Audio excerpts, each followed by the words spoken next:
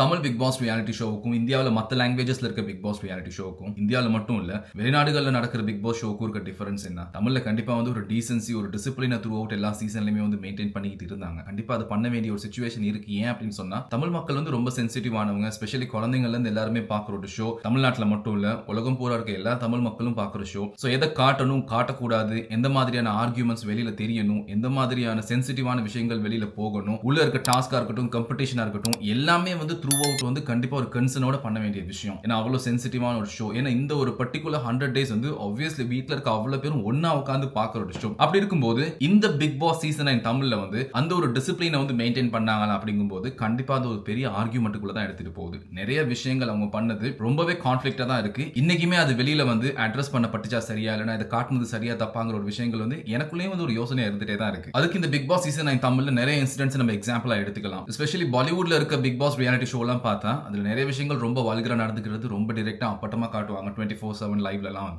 அந்த மாதிரியான ஒரு சில விஷயங்கள் என்னைக்குமே இதுவரைக்கும் பிக் பாஸ் தமிழ் ஷோல காட்டினதும் இல்ல, பண்ணப்பட்டதும் இல்ல. இதுக்கு முன்னாடி நடந்த ஒரு சீசன்லயும் கூட இந்த பேன ஸ்பெஷலா பர்டிகுலரா இந்த ரிலேஷன்ஷிப், இந்த உள்ள லவ் கண்டென்ட்ஸ், இந்த மாதிரி நிறைய விஷயங்கள் வெளியில வந்தனால இந்த பர்டிகுலர் டாபிக் பத்தி நான் பேசுறேன். மேபி இது வேணா, இது வெளியில தெரியக்கூடாது அப்படிங்கறத அவாய்ட் பண்ணணும்னு Bigg Boss team Tamil Bigg Boss team அதை டிசைன் பண்ணிருந்தாங்கன்னா அது ஆரம்பத்திலே அதை சொல்லி அதை நிப்பாட்டி இருந்திருக்கலாம். ஸ்பெஷலி பார்வதியின் கம்ருதீன் இருந்தது. நீங்க வெளியில போய் காட்டி இதை வேணா பண்ணிக்கோங்க, உள்ள கேம் வந்திருக்கீங்க, ரியாலிட்டி ஷோ, வெளியில குழந்தைகள் இருந்து எல்லாருமே பாக்குற ஷோ. அப்படி இருக்கும்போது இந்த ஒரு சில விஷயங்கள் நீங்க அவாய்ட் பண்ணுங்க. அண்ட் ஆப்வியஸ்லி அது மட்டுமே இல்ல, நிறைய இடங்கள்ல டபுள் மீனிங்ல அவங்க பேசிக்கிட்டது, ஏஜ் ஜோக்ஸ் பேசிக்கிட்டது, அடல்டரியா பேசிக்கிட்டது, இது எல்லாமே வெளியில நம்ம பார்க்க வேண்டியதா இருந்துச்சு. சோ இதெல்லாமே ஒரு குழந்தைங்க பார்க்கும்போது இல்ல யங் ஜெனரேஷன் நிறைய பேர் சோஷியல் மீடியாவில் எவ்வளவு தூரம் இன்வால்வ் ஆகியிருக்காங்கிறது நமக்கு நல்லாவே தெரியும். அப்படி இருக்கவங்க எல்லாருமே பார்க்கும்போது இது ஒரு மாதிரி ஈஸியா எடுத்துக்க தோணும். ஓகே, உள்ள இவ்வளவு பெரிய ஷோல இது பண்றாங்க, அது அவ்வளவு பெரிய தப்பா இருக்காது அப்படிங்கிற ஒரு இதுக்குள்ள போறதுக்கான சான்சஸ் எவ்வளவோ இருக்கு. இந்த மாதிரி ஒரு நெகட்டிவ் இம்பாக்ட் கிரியேட் பண்றதுக்கான ஒரு விஷயங்கள் இதுல எவ்வளவோ இருக்கு. அந்த மாதிரியான சிச்சுவேஷனை ஏன் இந்த பிக் பாஸ் டீம் இந்த பேனை கிரியேட் பண்ணி கொடுத்தாங்க இந்த பர்டிகுலரான பிக் பாஸ் சீசன் 9 தமிழ்ங்கிறது எனக்கு ஒரு பெரிய क्वेश्चनவே இருக்கு. எஃப்ஜே நாதிரி நிறைய இடங்கள்ல பிஹேவ் பண்ண ஸ்டைலா இருக்கட்டும், கம்ருதீன் அண்ட் பார்வதி கூட நிறைய இடங்கள்ல அவங்க பிஹேவ் பண்ண விதமா இருக்கட்டும், அரோரா நிறைய இடங்கள்ல அவங்க பேசின விதமா இருக்கட்டும், இதெல்லாம் உண்மைக்குமே காட்ட வேண்டிய விஷயங்களா, வெளியில தெரிய வேண்டிய விஷயங்கள் அப்படின்னா ஆப்வியஸ்லி நோ. இது கண்டிப்பா பார்க்கும்போது தெரிஞ்சு ரொம்ப அடல்டரியா இருந்துச்சு, ரொம்ப வால்கரா இருந்துச்சு. இந்த விஷயங்கள்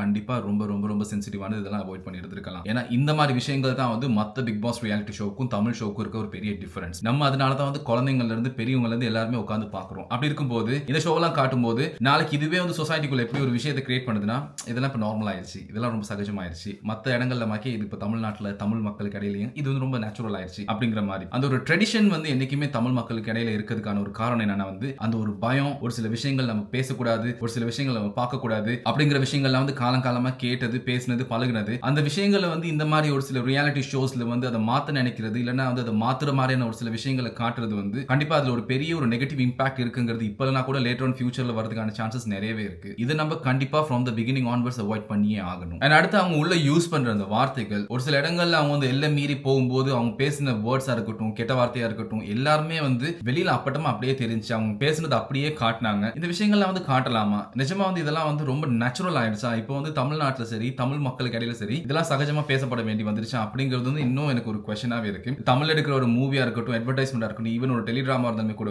என்னைக்குமே மற்ற லாங்குவேஜ்ல இருக்கிறத விட கம்ப்ளீட்டா டிஃபரெண்ட் ஆனது ஏன் வயசானவங்க கூட உட்கார்ந்து பார்க்கறாங்கிறதுக்கான டிஃபரன்ஸ் நமக்கு நல்லாவே தெரியும். அது எனக்கு தெரிஞ்சு கொஞ்ச நாள் இல்லாம போயிடும் அப்படிங்கிறது இந்த மாதிரி ஷோல இந்த மாதிரி பர்டிகுலரான இன்சிடென்ட்ஸ் பார்க்கும்போது எனக்கு நல்லாவே தெரிய வருது. அண்ட் இந்த பிக் பாஸ் சீசன் 9 தமிழ் ஷோல நிறைய டிராமா இருந்துச்சு, ரொம்ப ஃபேக்கான டிராமாஸ் இருந்துச்சு, அவங்க நடந்துகிட்ட விதமா இருக்கட்டும். And the host Vijay Sethupathi அவர்கள் வீக்கெண்ட்ல ஒவ்வொரு விஷயங்களையும் அட்ரஸ் பண்ணும்போது கண்டஸ்டன்ட்ஸுக்கும் விஜய் சேதுபதிக்கும் இடையில இருந்த ஒரு இன்டராக்ஷன் கூட அவ்வளவு ஹெல்தியானதா இருக்குல்ல. நிறைய இன்சிடென்ட்ஸ் நம்ம பார்க்க வேண்டியதா இருந்துச்சு. ஒரு பாயிண்ட்ல அவங்கள பாசி பண்ற மாதிரி, கண்ட்ரோல் பண்ற மாதிரி, அண்ட் அந்த ஆர்கியூமெண்ட்டை அவரை தாண்டி பேசக்கூடாதுங்கிற மாதிரி, அவங்க இண்டிபெண்டண்டா ஒரு சில விஷயங்களை வைக்க கூடாதுங்கிற மாதிரி, அண்ட் அவர் சொல்றத மட்டும்தான் அவங்க பேசணும், அவர் மைண்ட் என்ன நினைக்கிறாரோ அது மட்டும் தான் அவங்க வாயில இருந்து வரணும் அப்படிங்கிற மாதிரி நிறைய இடங்கள்ல அவர் டாமினேட் பண்ணது நம்ம ஆப்வியஸ்லி பார்க்க வேண்டியது. அவர் நினைக்கிற மாதிரி தான் எக்ஸாக்ட்டா அவங்க நடந்துக்கணும் அப்படிங்கிறது அவங்க நேச்சுரலா இருக்க முடியாது இல்ல, யாருமே நேச்சுரலா இருக்க முடியாது. அண்ட் ஆப்வியஸ்லி அவங்களுக்கான ப்ராப்பர் கைட்லைன்ஸ் கொடுத்திருந்தாங்கன்னா இது மட்டும் தான் பேசணும், பேசக்கூடாதுன்னா அவங்க அதை மாதிரி காட்டியிருக்கலாம். ஒரு ரியாலிட்டி ஷோ ஒருத்தவங்க அவங்களா இருக்கணும், பட் ஆனா அது ஒரு டிசிப்ளின்குள்ள இருக்கணும் அப்படிங்கிற விஷயங்கள் இருக்கும்போது இந்த பிக் பாஸ் சீசன் 9 தமிழ் ஷோல அது எதுவுமே இருக்கல. நான் இதுக்கு முன்னுக்கு தமிழ்ல பார்த்த பிக் பாஸ் சீசன்ஸ் எல்லாத்துலயுமே இருந்த ஒரு ஆத்தென்டிசிட்டி